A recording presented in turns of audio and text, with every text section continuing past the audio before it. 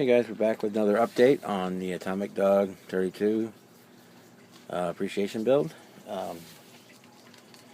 If you don't remember, we're doing the Monogram Pro Modeler F-86D Dog Sabre, and we've got the first round of decals done, and we'll show you those in just a second. Still decals. I haven't done any of the stenciling decals or any of the kit decals yet. These are all the aftermarket ones so far.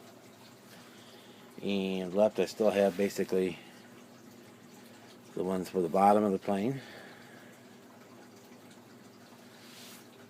the ones for the speed brakes, those still need to go on.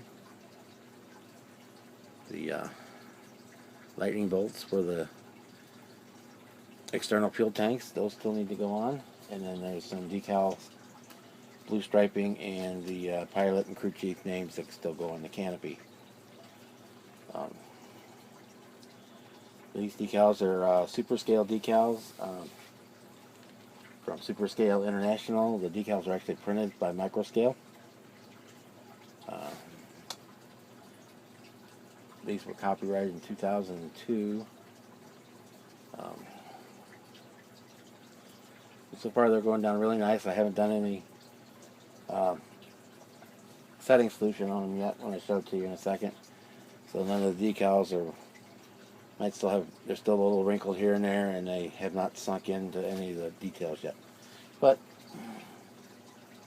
I'll show you where we're at so far. And let me get my focus going here. We've got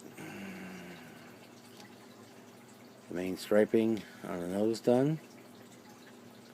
Basically got most of the big decals on.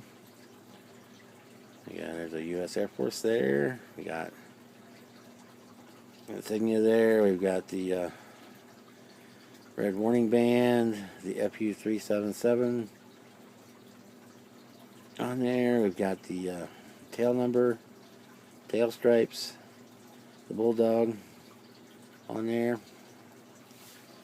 And we'll swing it around to the other side. Got the same thing going on here. We've got our leading edge slats are now glued on. We got the anti-glare on top. She's rolling right along. So I need to do some solvent set on these when they fully dry, and then let those dry overnight, and then we can start on the second round of decals for it. But it's coming right along,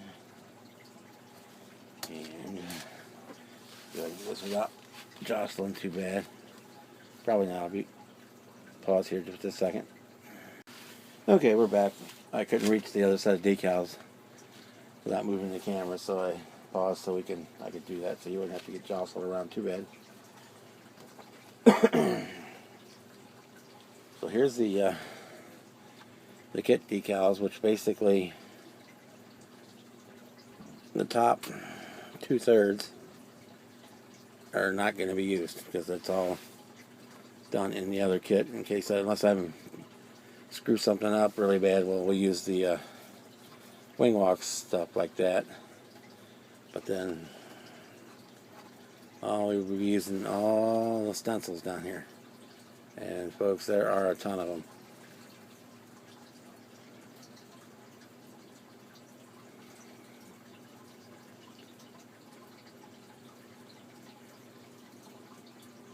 That'll keep me busy for a couple of days, for sure.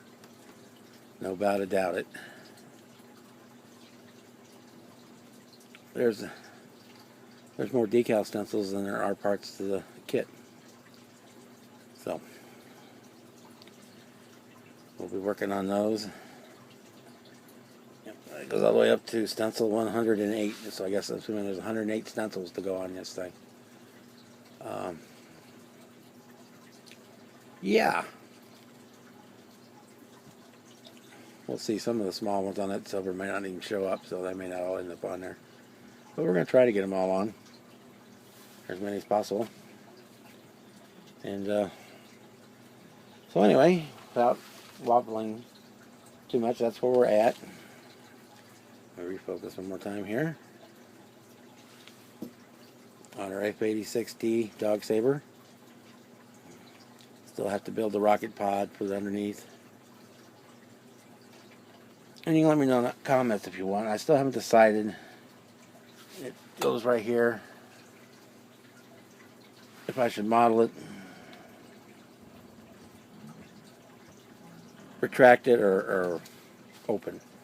It's going to be, plane's going to be on the ground, canopy open, so the slats are out, the flaps are dropped, air brakes are going to be open, the boarding step's going to be down, so it's almost going to be like maintenance mode.